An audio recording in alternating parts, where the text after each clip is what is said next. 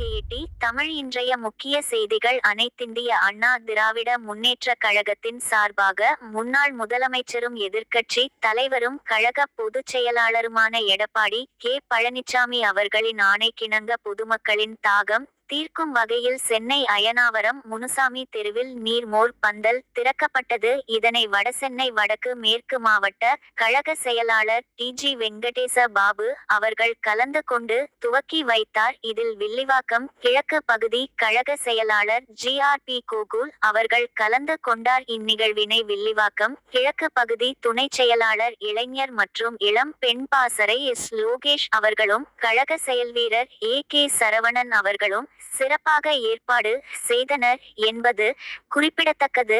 News 18 Tamil செய்திகளுக்காக விக்னேஷ்.